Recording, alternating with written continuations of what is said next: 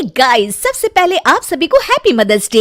इस mother's day को और भी स्पेशल बनाइए हेलो ऐप के साथ और पार्टिसिपेट कीजिए सुपर मॉम चैलेंज में। बस पोस्ट कीजिए आपकी सुपर मॉम का फोटो एमवी फीचर के जरिए और दिखाइए सारी दुनिया को कि आपकी माँ सुपर मॉम है। तो देर किस बात की है, जाइए डाउनलोड कीजिए हेलो ऐप और शेयर करो आपकी feelings for your super mom with friends and family. दीवार पर टंगी सास। पंजाबी में कहावत है, सास चंगी होवे या ते दीवार ते टंगी होवे। संगीता की शादी भी एक ऐसे ही घर में होती है जहां उसकी सास दीवार पर टंगी होती है।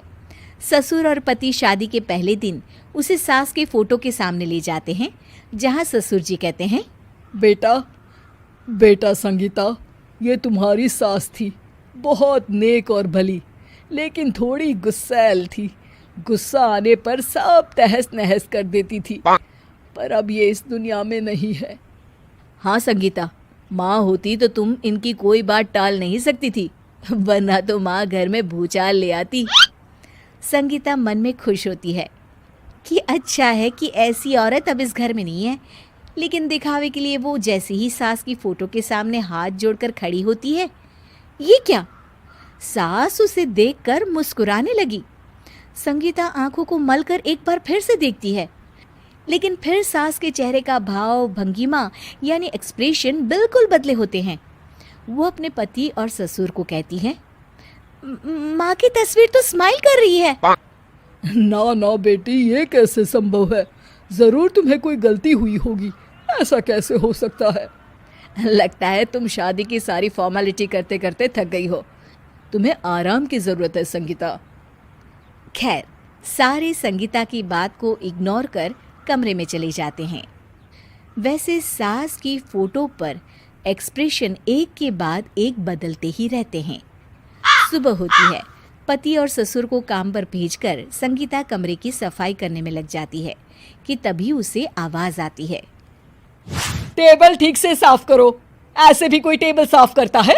इससे अच्छा तो ये गंदा ही था। किसी औरत की आवाज सुन संगीता दंग रह जाती है और सोचने लगती है कि आवाज कहाँ से आई। आवाज को नजरअंदाज कर वो फिर से अपना काम करना शुरू करती है, लेकिन इस बार तो आवाज बिल्कुल उसके कान के पास से आती है। मेरा घर है ये। जब तक मैं थी चमका कर रखती थी, हर एक चीज शीशे की तरह थी। तुम्हें तो ना सफाई आती है ना कुछ पता है। क्यों तुम्हें मेरे घर की जिम्मेदारी दे दी गई है? पता नहीं तुम में मेरे बेटे को क्या दिखाई दिया। मैं होती तो एक से बढ़कर एक लड़कियों की लाइन लगा देती। अब संगीता को समझने में देर नहीं लगी कि ये आवाज किसी और की नहीं बल्कि उसकी सास की है, जो दीवार पर टंगी है। वो उसके पास जाती है और कहती है, नमस्ते सासू माँ, मुझे तो कल ही लग रहा था कि दीवार में कुछ काला है। वो दीवार नहीं, दाल होती है पगली। सही पकड़े हैं सासू माँ। तो क्या हो गया आपको जो आप यहाँ भी चैन से नहीं बैठी हैं? सुना मैंने आपका व्यवहार काफी गुस्से वाला था। चुप रह तू, ज्यादा बकर बकर ना कर। घर का काम करना तो आता नहीं, आई है मुझसे बहस करने। हाँ देखिए सासू माँ, मैं आपसे साफ साफ कह देती हूँ, मुझसे पंगा लेने की कोशिश मत करिएगा। तभी पीछे से संगीता का पति आता है। अरे संगीता, किससे बात कर रही हो? कौन है वहाँ? संगीता की सास की फोटो फिर से पहले जैसी हो जाती है। आपकी माँ से कह रही थी कि मुझे काम करना आता। अरे संगीता, माना सास के ताने हर बहू को अच्छे लगते हैं, लेकिन यहाँ तो माँ है ही नहीं, तुम तो फोटो से ही। तुम भी लाजवाब हो संगीता। किसी को विश्वास नहीं होता कि संगीता अपनी मरी हुई सास की फोटो से बात करती है। वहीं आए दिन संगीता की सास संगीता को किसी न किसी बात पर आते जाते ताने देती।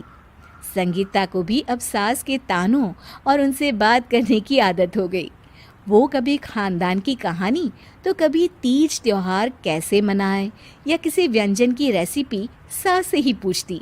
सारा दिन घर में अकेली संगीता की सास अब उसके लिए तानों के साथ पक्की साथी की तरह भी रहने लगी थी, जो किसी और को नहीं बल्कि संगीता को ही सुनाई देती। तो देखा आपने, सास बहू का रिश्ता हर रिश्ते से ऊपर होता है, फिर चाहे वो खट्टा हो या मीठा।